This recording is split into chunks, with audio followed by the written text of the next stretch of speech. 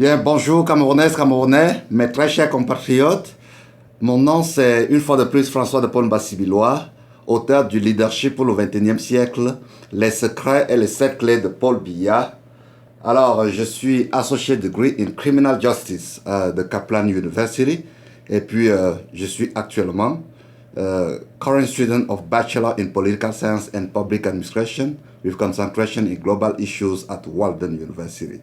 Aujourd'hui, je voudrais relancer le débat politique pour vous interpeller sur deux sujets majeurs, des sujets très importants qui vont permettre de relancer le débat politique et puis qui permettent même en sorte que nous réfléchissions de telle manière que les conditions des Camerounais vont être améliorées.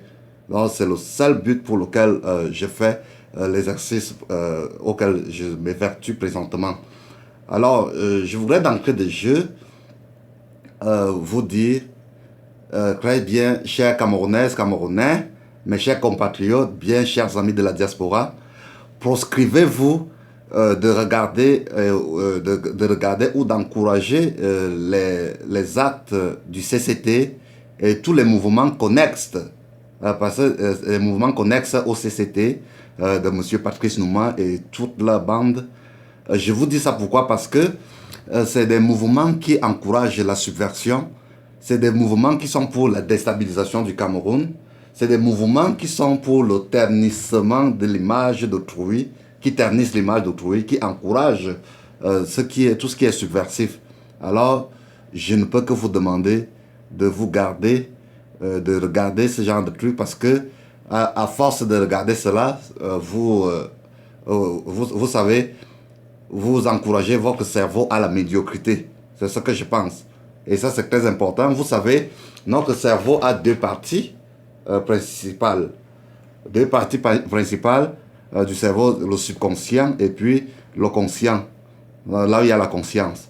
Donc, au niveau du subconscient, c'est là où il n'y a que Dieu seul qui a accès à notre subconscient. Donc, c'est ça qui nous permet d'avoir des idées innovatrices, de pensées positives. Et le diable n'a pas accès au subconscient, à notre subconscient.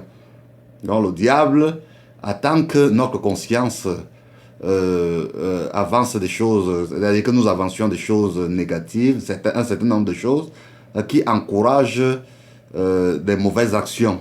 Et c'est ça que le diable attend.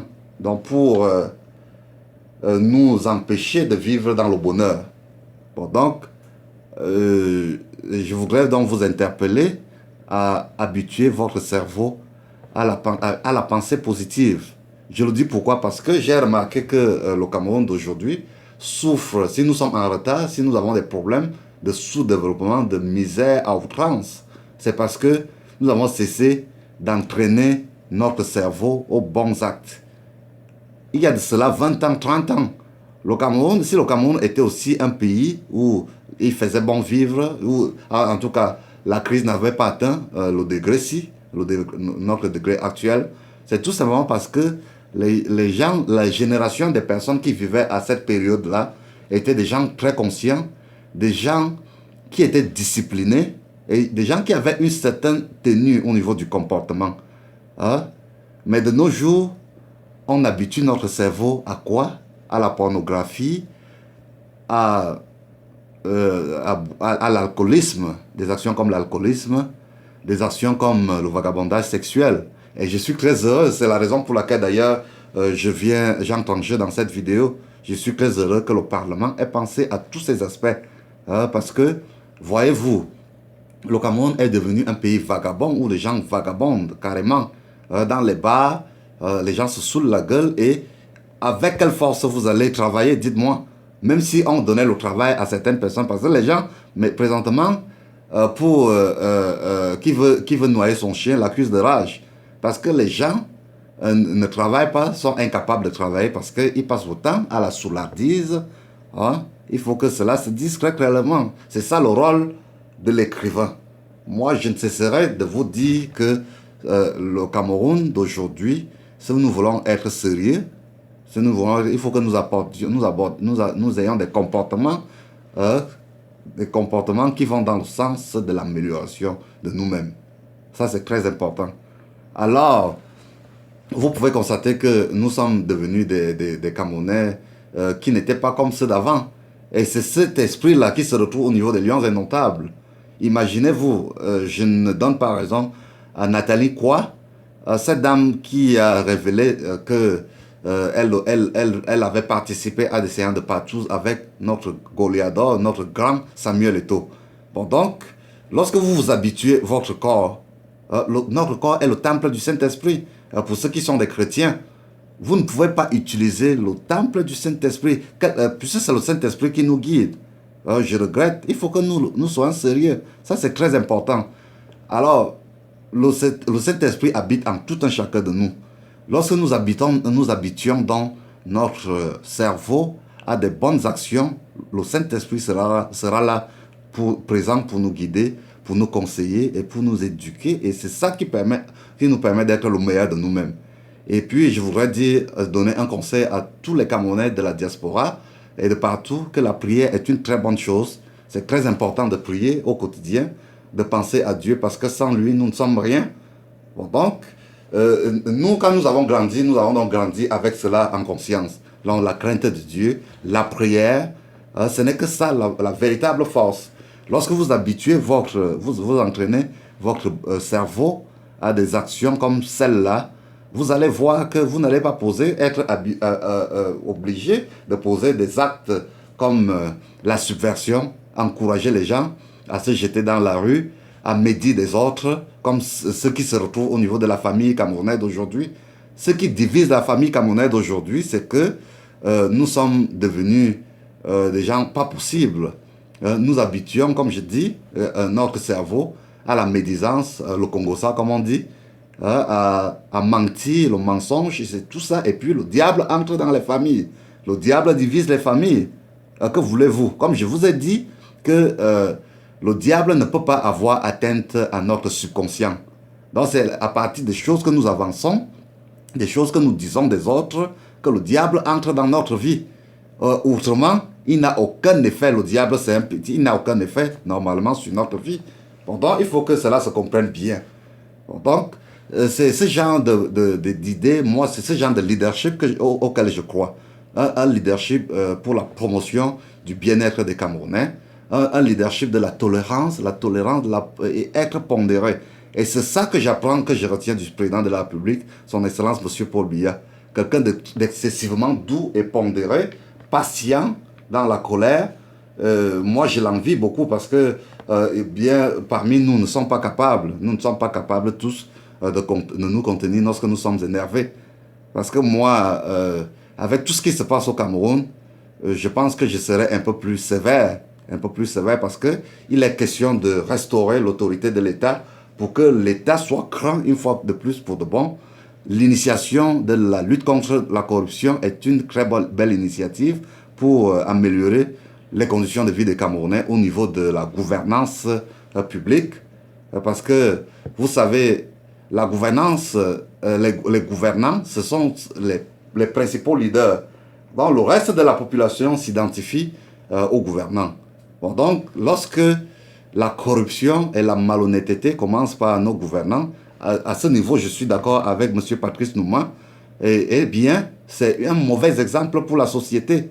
Et c'est là donc que je chute en disant que le président de la République, son Excellence M. Paul Biya, a fait une bonne chose d'engager l'opération de lutte contre la corruption. Il ne s'agit pas d'une opération d'épuration, comme beaucoup de gens le disent. Quand aujourd'hui, les Atamabara commettent des ouvrages, Marafa Amidou Yaya, c'est facile de se dédouaner, mais ça montre très bien que c'est des gens qui ont eu à commettre un certain nombre d'actes. Mais il faut que, comme le président français l'avait dit, le président François Hollande, il faut que la corruption soit combattue, soit exercée partout, pas à certains niveaux seulement, mais partout, même au niveau des hommes d'affaires. Bon, donc, vous voyez, par exemple, quand je parlais donc de Patrice Nouma d'entrée de jeu, il a qualifié de... Bon, non, c'est pas Patrice Nouma, M. N'Djana Semé. Pardonnez-moi, M. Patrice Nouma. N'Djana Semé a qualifié M. Laurent Esso et de M. Jean-Pierre Amourou Belinga de homosexuel, d'être un couple. Et il a mis ça entre guillemets, entre parenthèses, il a mis le mot, ce mot-là entre parenthèses, le mot auquel je fais allusion. Bon, c'est des choses qui ne se font pas.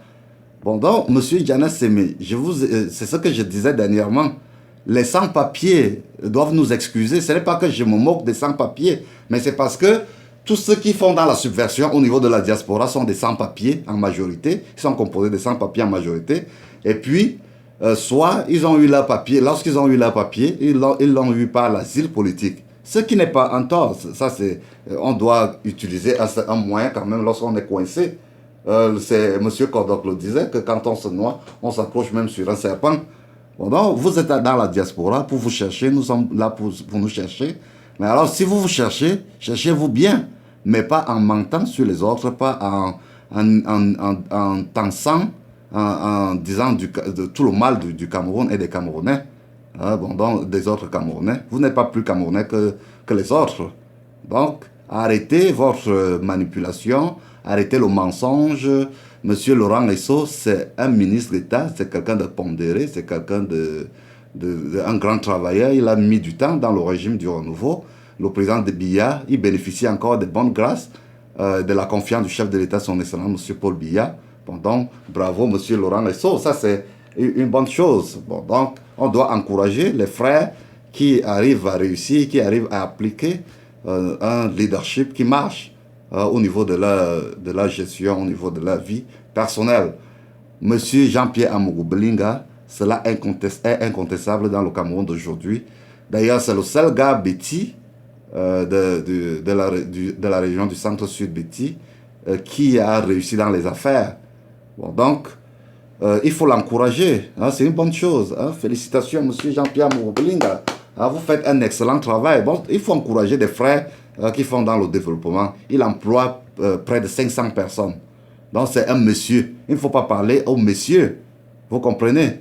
Bon, donc, j'ai lu quelque part, quelqu'un vous a demandé si vous êtes fâché tellement, il faut retourner au Cameroun. Vous avez la chance d'avoir un chef d'État pondéré, quelqu'un de patient, tolérant.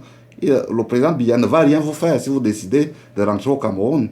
Bon, donc, et puis, il y a des gens qui m'ont attaqué, qui me demandaient ce que j'attends pour rentrer au Cameroun. Moi, je n'ai aucun problème, je suis là pour mes études. Mes études finissent bientôt, très très bientôt. Je maîtrise mon calendrier exact. J'ai un certain nombre d'objectifs. Je suis quelqu'un de très conscient par rapport à son avenir. Bon, donc, quand je finis ce que j'ai à faire, je vais rentrer au Bercail. Le Cameroun, c'est tout moi. J'aime le Cameroun. Je n'ai rien d'autre en dehors du Cameroun. Toute ma pensée est au Cameroun. Toute ma vie, c'est le Cameroun. Bon, donc, ça c'est très important. Alors, il faut que nous... C'était un appel pour moi. Je chute en disant que nous devons travailler maintenant à nous focaliser, nous ranger tous derrière le président de la République, son Excellence, M. Paul Biya, parce qu'il fait bien. C'est un leadership de changement. Je suis d'accord pour le changement dans la continuité, et c'est ce que nous voulons tous. Je pense que je suis mal placé pour faire le bilan du gouvernement, parce que je